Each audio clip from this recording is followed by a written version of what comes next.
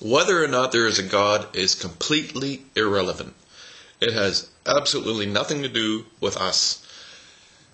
Here's an example for you. Okay, imagine a parasite, one little parasite, on the wing of a fruit fly. Okay, imagine you are that parasite on the wing of a fruit fly.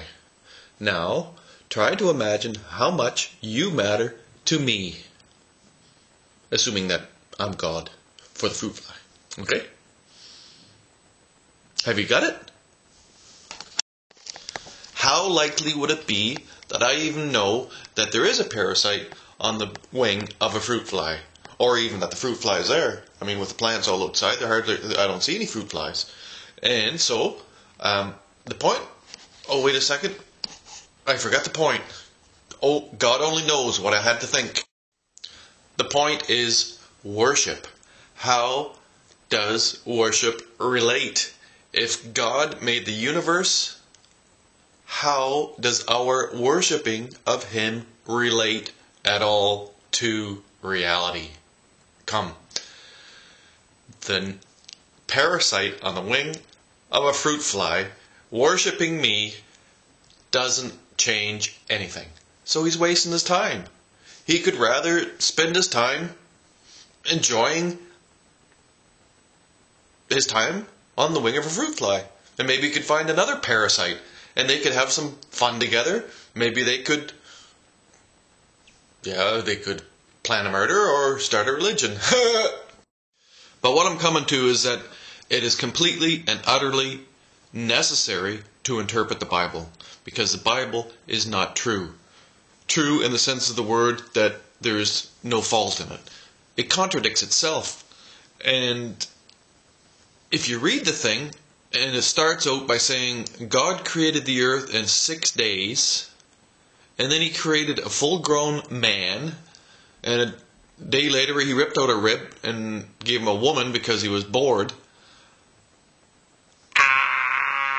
I mean, there's something wrong with that. And first of all, we have quite a bit of evidence that the universe is 13.7 billion years old. But even if that's stretching your imagination, 6 days isn't real, okay? The whole concept of this God thing is a farce. It's to see how stupid you can be. It's to see how big of a lie can we sell you and you will still believe it. Now take a look at George W. Bush. Actually, he's one of my favorite presidents because all other presidents, I mean, Kennedy actually had a couple of plans. That's why they shot him. And there might have been some others. Even the first president was apparently a great hero because he, what did he do? He kept America from being one. Now this is a point for you bloody Americans complaining about Tibet not getting freedom when it was the start of the American Empire, or the American country, the USA, the South wanted to have slaves, and they wanted to be independent from the North, the Yankees. And so what did you do?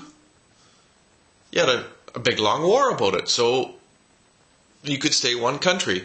And now, here we got Tibet trying to separate from China with some kind of a strange slavery system that they mix into some kind of a crazy religion. Like Buddhism, it's got this really nice image, but still it's a slave religion. And every slave religion is inherently retarded. So let's try to wake up a little bit. If you protesters want to get out there and protest against China because Tibet doesn't want to be part of China, they would rather be ruled by psychotic priests who are the same as kings. The high priest is a fucking king. What is the difference? You people don't seem to understand this hierarchy nonsense is hierarchy nonsense. I'm not saying that China is perfect, but Tibet is not better. And you have no right to go around protesting the Olympics to help the Tibetans. If you want to help the Tibetans, go to Tibet. Go to Tibet and try to figure out a solution. But protesting against running around with a flag or a burning fire. Of course it's bullshit anyway. I mean, who cares about the Olympics? The Olympics are just games, and they've been games. Someone told me last night that some French bugger started them up not that long ago, and he was a racist pig. He didn't want to have any Arab countries in there because Arabs were all a bunch of subhumans. I mean, there's nothing pure and innocent and grand about the Olympics. It's just a bunch of drug-crazed super athletes trying to get gold medals so they can make a lot of money so they don't have to work and slave their fucking lives away like the rest of us.